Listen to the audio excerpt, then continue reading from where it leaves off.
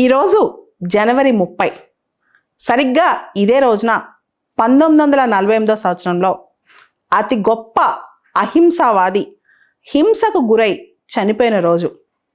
అంత గొప్ప అహింసావాదిని కూడా చంపేస్తారా అని ప్రజలు ఈరోజు కూడా ఆలోచిస్తూ ఉంటారు.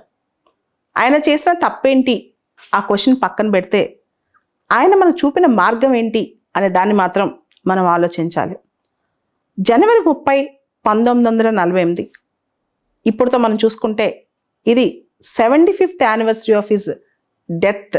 అంటే ఆయన చనిపోయి 75వ వసంతంలోకి మనం వచ్చాం. ఈ రోజున మనం ప్రతి సంవత్సరం మార్టియర్స్ డేగా జరుపుకుంటాం. ఆయన చూపించిన సాక్రిఫైస్, దేశం కోసం ఆయన ఇచ్చిన మార్గం, ఒక నిర్దేశించిన మార్గం, దాంతోపాటు ఆయన ఇచ్చిన సిద్ధాంతాలు, దేశానికి ఆయన ఇచ్చిన మెసేజ్, ఇవన్నీ గుర్తు తెచ్చుకోవాల్సిన రోజు అనమాట ఈరోజు. ఇక్కడ గాంధీ గారు మనకు ఒక పవర్ఫుల్ వెపన్ ఇచ్చారు, అదే సత్యాగ్రహ.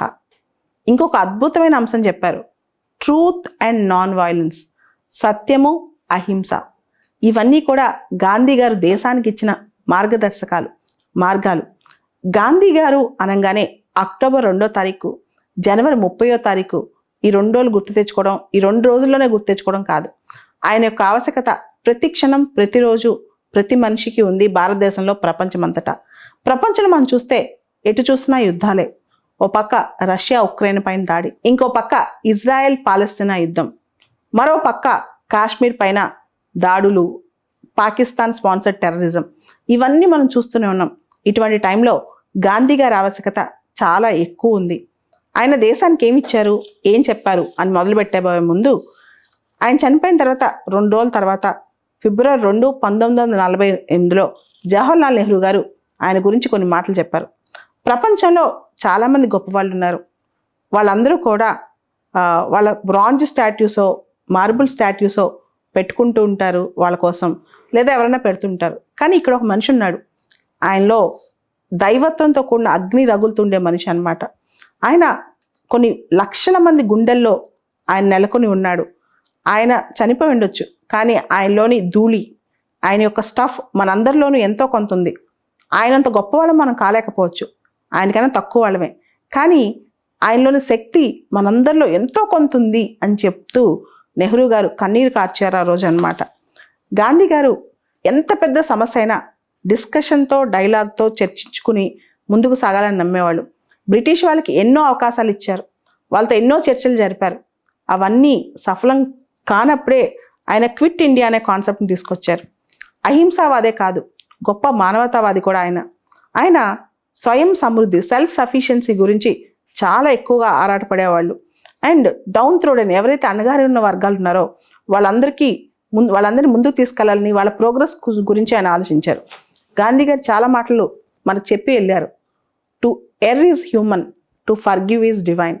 తప్పు చేయటం మానవ సహజం, క్షమించటం దైవత్వం అని చెప్పి. అంటే forgiveness is not weakness, only the strong people can forgive. చాలామంది అనుకుంటారు క్షమించటం అనేది ఒక బలహీనతని. కాదు, బలవంతులు మాత్రమే, చాలా బలవంతమైన వ్యక్తులు మాత్రమే క్షమించగలరు. చాలా గుండె ధైర్యం కలిగిన వ్యక్తులు, చాలా గొప్ప మనసు గల వ్యక్తులు మాత్రమే క్షమించగలరు అని చెప్పి ఆయన అంటుంటారు. An eye for an eye makes the whole world blind. అంటే కంటికి కన్ను అనే న్యాయం ప్రపంచం మొత్తం అంధకారంలోకి తీసుకెళ్తుంది. గాంధీ గారు ఎప్పుడు వైలెన్స్ని నమ్మలేదు. అదేవిధంగా క్రిమినల్స్లో కూడా రిఫార్మ్స్ని నమ్మారు. ఆయన రిఫార్మేటివ్ థియరీ ఆఫ్ పనిష్మెంట్ని ప్రపోజ్ చేశారు. అంటే ప్రక్షాళన తీసుకురావాలని చెప్పారనమాట. ఎప్పుడు అనేవాళ్ళు Gandhi, my life is my message. మనం ఎలా జీవించాలి అంటే అదే ఒక మెసేజ్ లాగా జీవించాలి అని చెప్పి, అదే ఒక మెసేజ్ అవ్వాలి భవిష్యత్ తరాలకి అని చెప్పి గాంధీ గారు చెప్పేవాళ్ళు. అంతేకాదు, ఆయన హ్యాపీనెస్, మనుషులకి హ్యాపీనెస్ ఎక్కడుంటుందంటే the true happiness lies in, real happiness ఎక్కడుంటుందంటే whenever what you say, what you do and what you think sings in harmony అని. నువ్వు చెప్పేది, చేసేది, ఆచరించేది ఒకటే ఉన్నప్పుడు ఆటోమేటిక్గా అదే సంతోషం అని చెప్పారనమాట. అండ్ ఆయనకి మానవాళి మీద నమ్మకం ఎక్కువ, మానవత్వం మీద నమ్మకం ఎక్కువ. ఆయన ఒక మాట అనేవాళ్ళు, don't lose faith in humanity. Humanity is like an ocean. If few drops in the ocean are dirty, the entire ocean will not become dirty. మానవాళి మీద, మానవత్వం మీద నమ్మకం కోల్పోద్దు. కొన్ని నీటి చుక్కలు కలుషితమైనంత మాత్రాన మొత్తం సముద్రమే కలుషితం అయినట్టు కాదు అని చెప్పి. ఇలా ఆయన చెప్పిన ఎన్నో లెక్కలేనని. స్వరాజ్యం అంటే ఏంటి, మీడియా ఎథిక్స్ ఏంటి, ఎన్విరాన్మెంటల్ ఎథిక్స్ ఏంటి. ఒక మాట, ఈ భూమికి అందరి అవసరాలు తీర్చే శక్తి ఉంది కానీ దురాశ తీర్చే శక్తి లేదు అని చెప్పి, ఇట్లా ఆయన టచ్ చేయని ఏరియా అంటూ లేదు. ఆయన స్పృశించి వెళ్ళని వ్యక్తి అంటూ లేడనమాట దేశంలో. అంటే ఆయన సిద్ధాంతాల ద్వారా ప్రతి ఒక్కరికి ఆయన పనికొస్తారు, ప్రతి ఒక్కరికి ఆయన యూజ్ అవుతారనమాట. అటువంటి గాంధీ గారు ఒక గొప్ప కాన్సెప్ట్ ఇచ్చారు, means are more important than the ends. అంటే the path you follow is more important than the end you want to achieve. నువ్వు వెళ్ళే మార్గం గొప్పగా ఉండాలి, ఫలితం విషయం పక్కన పెట్టు, ముందు మార్గం గొప్పగా ఉండాలి అని చెప్పి గాంధీ గారు అహింసా సిద్ధాంతాన్ని మనం చూస్తే మొత్తం మన స్వతంత్ర సమరయోధంలో ఆయన చెప్పిందే అది. మీరు నాన్ కోఆపరేషన్, సివిల్ డిసొబీడియన్స్ ఇవన్నీ కూడా చాలా వరకు ఒక పందాలో, ఒక మాస్ మూమెంట్ లెవెల్లో నడిచాయి. ఒక వ్యక్తి, ఒక సామాన్యమైన వ్యక్తి అంత పెద్ద మూమెంట్ని తీసుకొచ్చారంటే అదే ఆయన గొప్పతనం. చాలామంది గాంధీ గారిని విమర్శిస్తూ ఉంటారు, గాంధీ గారి ఐడియాలజీని కూడా విమర్శిస్తుంటారు.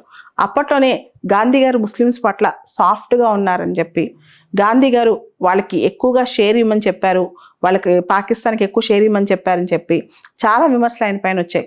కానీ గాంధీ గారు ఒకటి నమ్ముతారు, శంకరాచార్య గారి అద్వైతం. అద్వైతం అంటే ఏంటి, దేవుడు ఒక్కడే. అంటే inclusivity and universality of religion. Gandhi స్వయంగా హిందూ కావచ్చు, కానీ ఆయన హిందూయిజంని బ్రాడర్ పర్స్పెక్టివ్లో అండర్స్టాండ్ చేసుకున్నారు. అంటే హిందూయిజం అనేది ఒక రిలీజన్ మాత్రమే కాదు, హిందూయిజంలో ఆయన తీసుకొచ్చినవి చాలా ఉన్నాయి. అంటే universal values encompassing of all great religions in the world. ప్రపంచంలో అన్ని మతాల సారాంశాన్ని మనం పాటించాలని నమ్మిన గొప్ప వ్యక్తి ఆయన. ఆయన స్వయంగా హిందూ అయి ఉండొచ్చు, కానీ అన్ని మతాల సారాంశాలను ప్రతి మతంలో మంచిని తీసుకొచ్చిన వ్యక్తి ఆయన అనమాట. మంచిని మనం నేర్చుకోవాలనుకునే వ్యక్తి ఆయన. మీరు వినే ఉంటారు ఆయన ఫేమస్ భజన్, రఘుపతి రాఘవ రాజారాం పతీత పావన సీతారాం ఈశ్వరు అల్లా తేరేనాం. గాడ్కి ఎన్ని పేర్లైనా ఉండొచ్చు, కానీ గాడ్ ఒక్కడే అని చెప్పేసి. సో అది రాముడు అయి ఉండొచ్చు, రహీం అయి ఉండొచ్చు. ఇంత గొప్ప బ్రాడర్ పర్స్పెక్టివ్, విస్తృతమైన అర్థం ఇచ్చారు ఆయన అనమాట. ఈ రోజులో ఇది చాలా రిలవెంట్, ఈ మాటకి చాలా అర్థం ఉంది కూడా. దాంతోపాటు గాంధీ గారు చెప్పిన సిద్ధాంతాల్లో అతి గొప్ప సిద్ధాంతం చేంజ్ ఆఫ్ ద హార్ట్. అంటే కార్ల్ మార్క్స్ లాగా విప్లవాలు ప్రబోధించలేదు, కార్ల్ మార్క్స్ లాగా వాయిలెన్స్ ప్రబోధించలేదు. ఆటోమేటిక్గా ఆయన సింపుల్ లివింగ్ని ప్రమోట్ చేశారనమాట. ముఖ్యంగా ఆయన వల్ల Sarvodaya movement, Bhoodan movement, Gramdan movement ఇవన్నీ స్ఫూర్తి పొందాయి, ఇవన్నీ ముందుకు సాగాయి అనమాట. సో గాంధీ గారు విలేజ్ పంచాయత్స్, గ్రామ పంచాయత్ అనే వ్యవస్థ గురించి కూడా చాలా ఎక్కువ కలగన్నారు. ఇండియా లివ్స్ ఇన్ విలేజెస్ అని చెప్పింది ఆయన. స్వరాజ్యం కోసం గ్రామ స్వరాజ్యం చాలా ఇంపార్టెంట్. ఇండియాకి ఇండిపెండెన్స్ రావటమే కాదు, ప్రతి గ్రామం కూడా స్వరాజ్యం లాగా ఉండాలి. Every village should live like a republic and should work like a republic అని నమ్మిన ఆయన అనమాట. దాంతోపాటు ప్రతి మనిషికి కూడా ఒక కోఆపరేటివ్ మూమెంట్, అంటే కలిసి సహకరించుకుంటూ బతకాలి. హై లెవెల్ ఆఫ్ పొల్యూషన్ లేకపోతే పెద్ద పెద్ద ఇండస్ట్రీస్ ఆయన ఎప్పుడు సపోర్ట్ చేయలేదు. Simple industries, cottage industries, small scale industries ఇటువంటి లైఫ్ని సపోర్ట్ చేశారు. అండ్ మహిళా శక్తిని కూడా ఆయన గట్టిగా నమ్మారనమాట.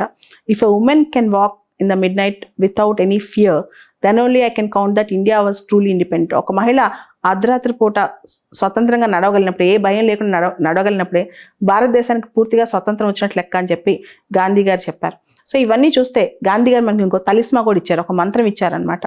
అదేంటి, so when you are in doubt, when self have become too much in you, recall the poorest and weakest man's face which you have seen in our life, and if you feel that your decision is going to benefit that poor man, then you go forward with that decision అని చెప్పి. అంటే నువ్వు ఈ పలానా నిర్ణయం తీసుకోవాలా వద్దా, ఈ పాలసీ మంచిదా కదా అని అనుమానం వచ్చినప్పుడు నువ్వు జీవితంలో చూసిన పూరెస్ట్ అండ్ వీకెస్ట్ మ్యాన్, చాలా బలహీనుడు, పేదవాడిని గుర్తెచ్చుకో.